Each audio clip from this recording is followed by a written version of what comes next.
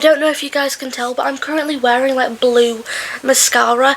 I recently invested in like coloured mascaras. I like darker colours, like the same with clothes, makeup. I have a light complexion. Some people have accused me of looking ill because I'm that pale. I am Dracula. I don't like going outside. The sun hurts my skin. I get bit, okay?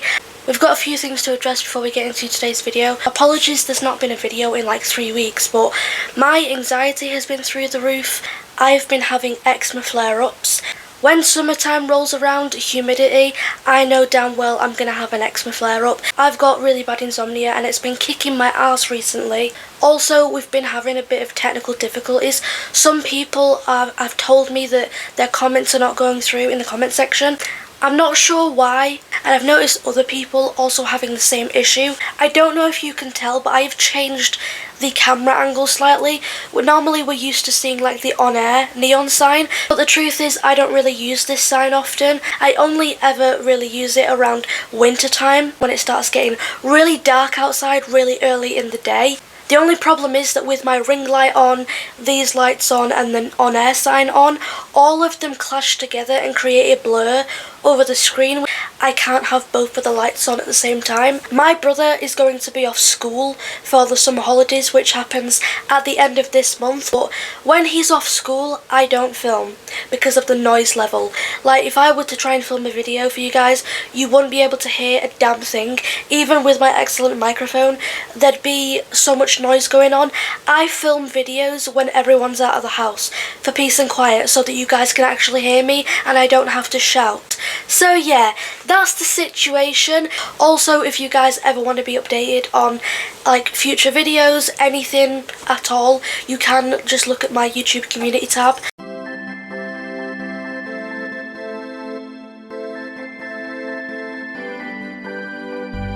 Hey, it's Mel, hope you're doing well, and if you're new to the channel, welcome. Today we're going to be looking at one of the most cursed films in history, The Omen 1976. This is a classic. It's very creepy, the music is amazing. This is episode 2 of Movie Mayhem, a new series on the channel which focuses on scandals, injuries that happened on set, alleged cursed films, and much more. If you haven't seen episode 1, I'll link it down below. We talked about the cursed production of The Wizard of Oz. There's a lot to cover, so let's get into it.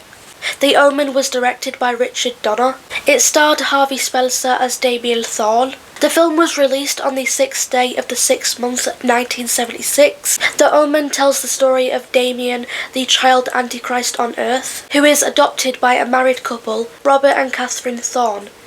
The film also stars Gregory Peck as Damien's father. The Omen is one of the most famous horror films ever. The film made $60.9 million. It was definitely a success, but many strange things happened on set. In June 1975, 2 months prior to filming, Gregory Peck's son Jonathan at age 30 shot himself, and this really affected Gregory, and obviously that's your son. In September 1975, a grieving Gregory was on a plane to London on his way to the film set.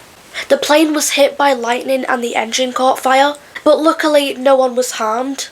This is when rumours of a curse began. A priest even appeared on the set of the film to bless it. A few weeks later, executive producer Mace Neufeld was on a plane to LA, which was also struck by lightning. Writer David Seltzer's plane was also hit by lightning. At this point it's getting a bit suspicious. Producer Harvey Bernard narrowly escaped being struck by lightning while filming in Rome. In total, I think it was around 4 planes that got struck by lightning. Gregory Peck was meant to be on a flight that he later cancelled. That same plane that he was meant to be on crashed and killed everyone on board. Director Richard Donner wanted some aerial shots over London. A plane was rented, but there was a last-minute switch. The plane was meant to take Richard Donner, his cameraman, and his producer.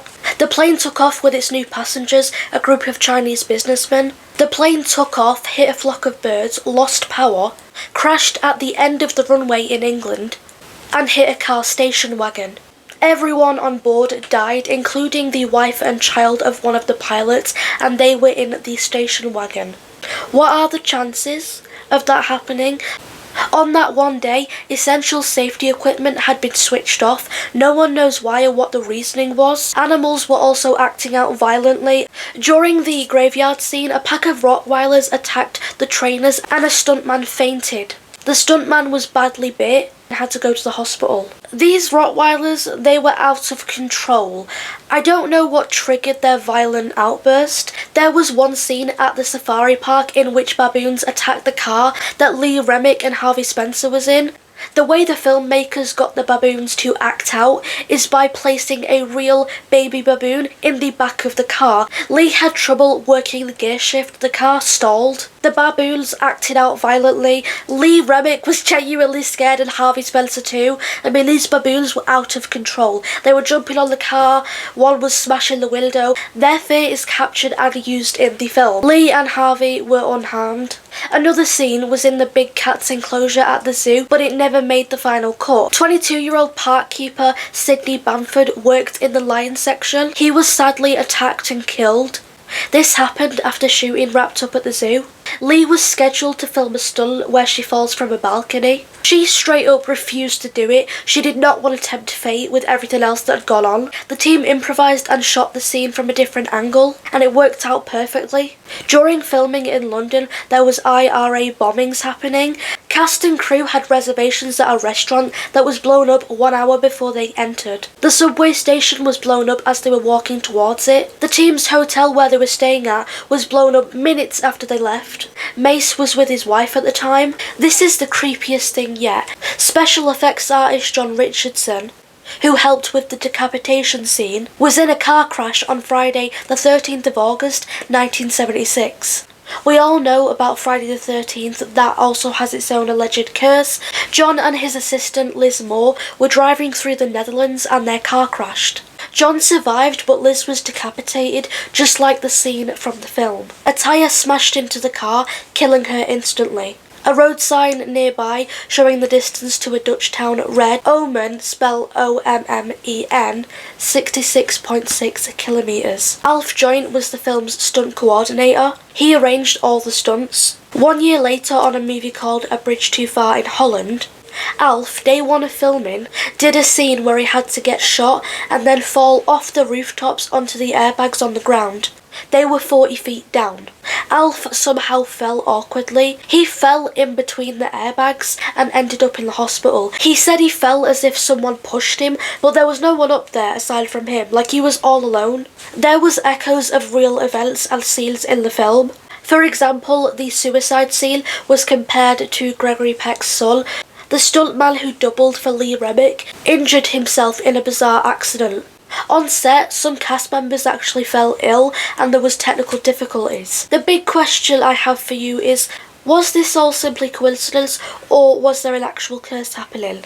I don't really believe in curses, like cursed dolls, like items, whatever. But with this case, I think I'll make an exception. I was immediately sold on the curse when I heard about the multiple planes being struck by lightning. Leave a comment below what you think about this case. That's all for today. As always, thanks for watching. Take care. Bye.